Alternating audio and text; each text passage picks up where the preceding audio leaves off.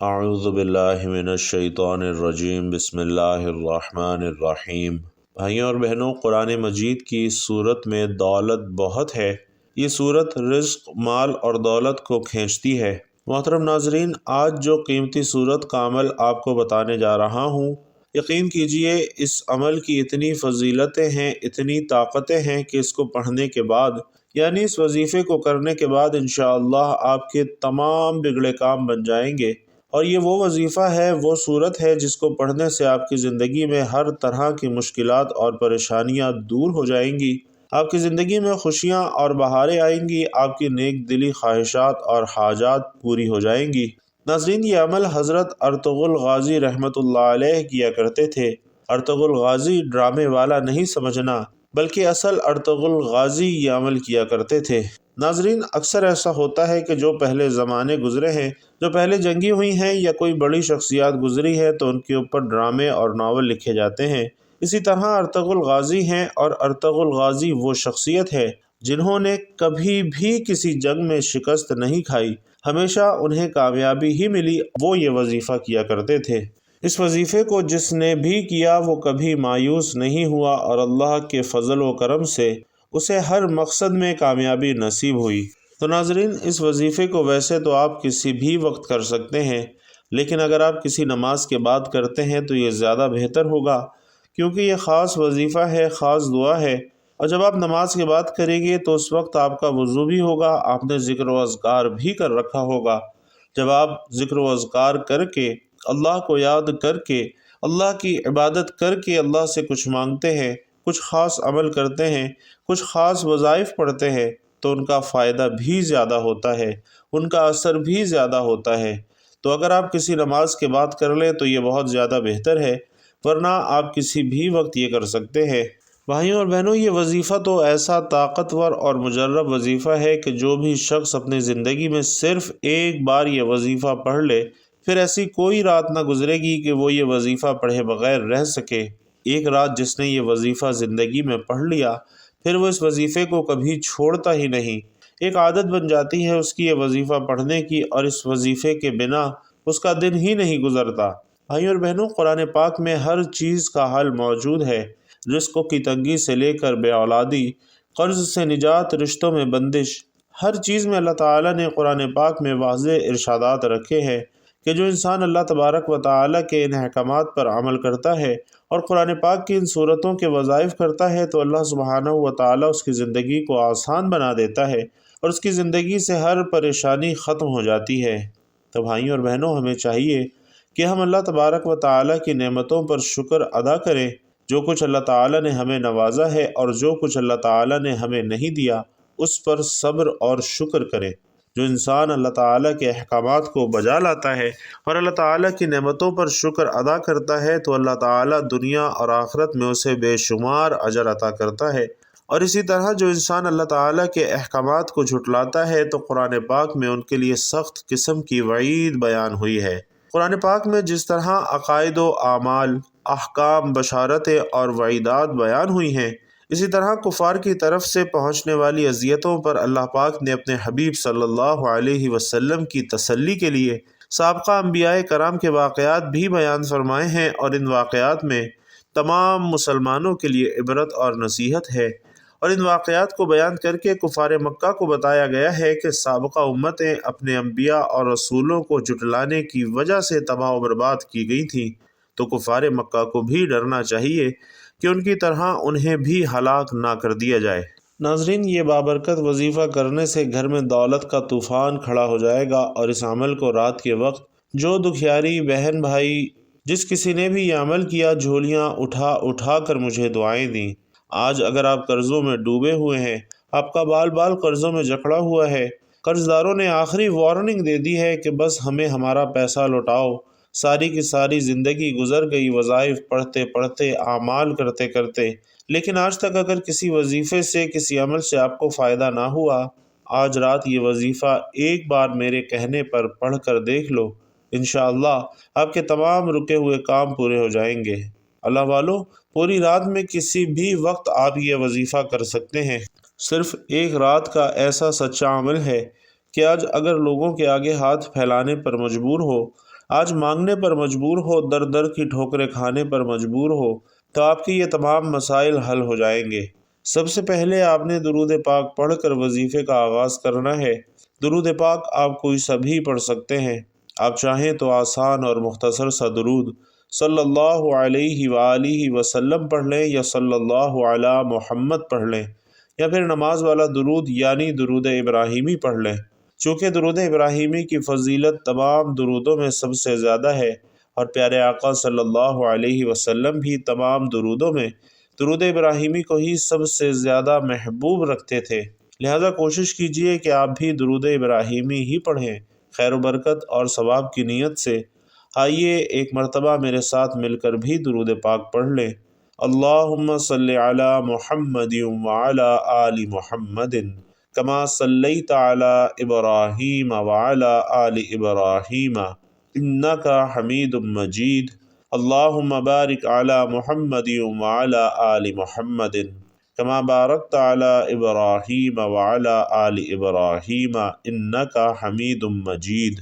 درود پاک پڑھنے کے بعد سب سے پہلا کام جو آپ نے کرنا ہے، عمل شروع کرنے سے پہلے فوری طور پر ایک مرتبہ تعوذ اور ایک مرتبہ تسمیہ یعنی اعوذ باللہ من الشیطان الرجیم بسم اللہ الرحمن الرحیم پڑھ کر وظیفے کا آغاز کرنا ہے۔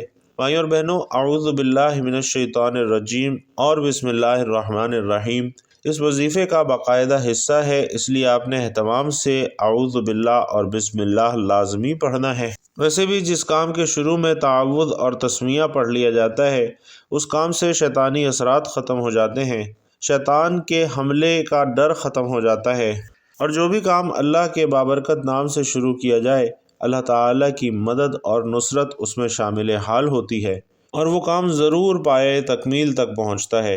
تو اعوذ باللہ اور بسم اللہ آپ نے اہتمام سے پڑھنا ہے، اور اس کے بعد آگے وظائف پڑھنا شروع کرنے ہیں۔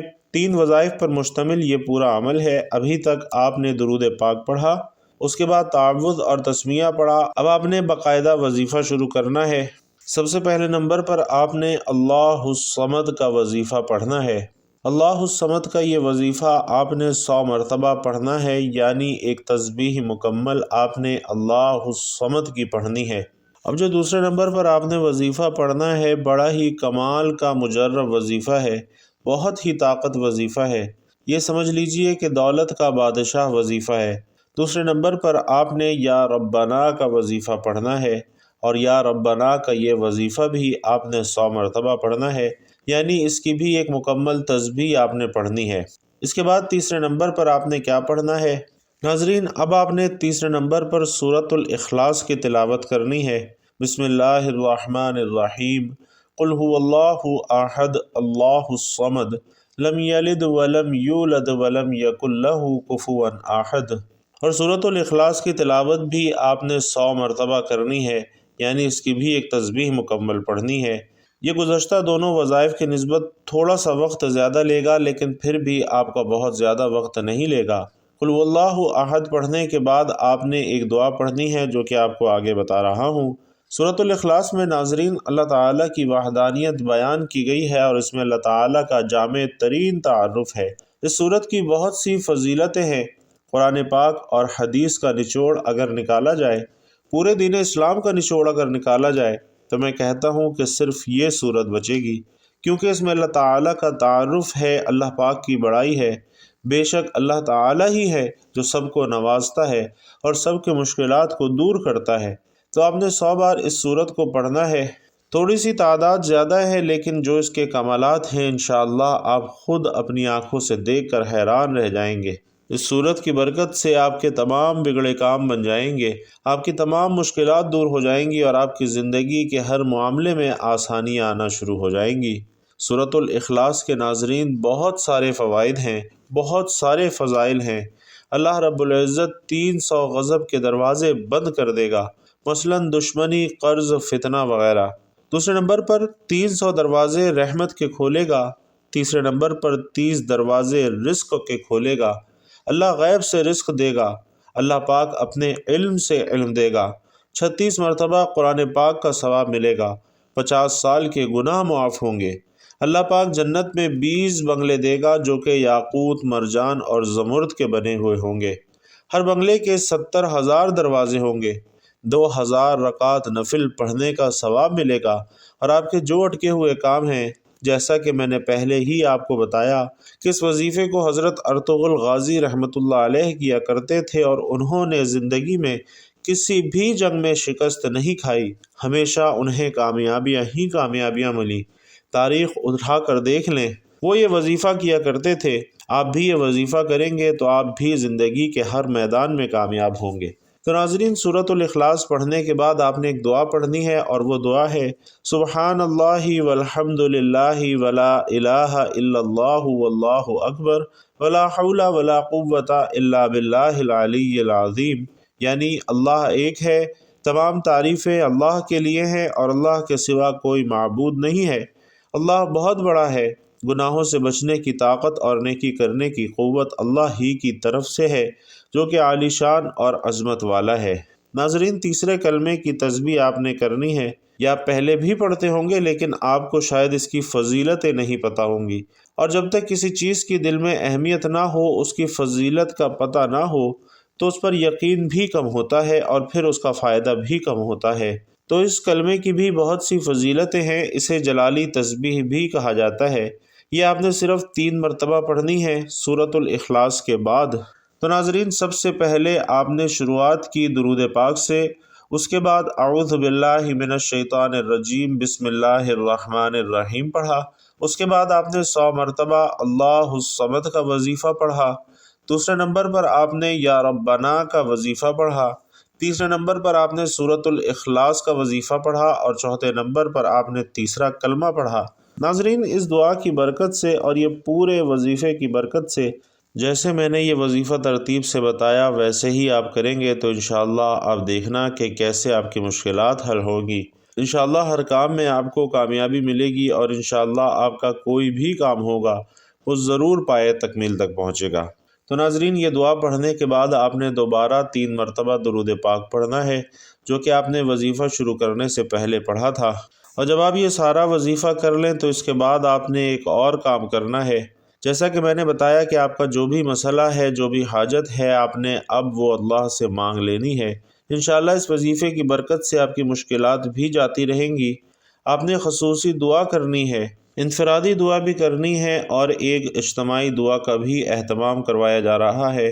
سبھی بہن بھائیوں سے گزارش ہے کہ اس اجتماعی دعا میں اپنی شرکت ضرور یقینی بنائیے، کیونکہ جب زیادہ لوگ دعا کرواتے ہیں، زیادہ لوگ دعا میں شامل ہوتے ہیں، زیادہ لوگ دعا پر آمین کہتے ہیں، تو دعا کی قبولیت کے امکانات بھی زیادہ بڑھ جاتے ہیں۔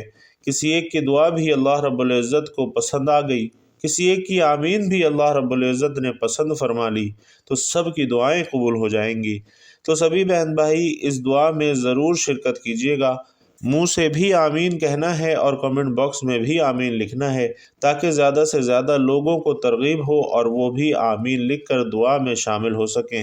تو اللہ رب العزت سے دعا ہے، اے اللہ، تو ہی تمام طرح کی حمد و ثنا اور شکریہ کا حقدار ہے، تو ہی سارے امور کا مرجع ہے، تو ہی سب سے اول ہے، تجھ سے پہلے کوئی چیز نہیں، اور تو ہی سب سے آخر ہے، تیرے بعد کوئی چیز نہیں، تو ہی غالب ہے، تجھ پر کوئی چیز غالب نہیں، اور تو ہی باطن و پوشیدہ ہے، تجھ سے پوشیدہ تر کوئی چیز نہیں، تو برحق ہے، تیرا وعدہ برحق ہے، تیری ملاقات برحق ہے، جنت برحق ہے، جہنم برحق ہے، سارے انبیاء برحق ہیں، اور محمد صلی اللہ علیہ وسلم برحق ہیں۔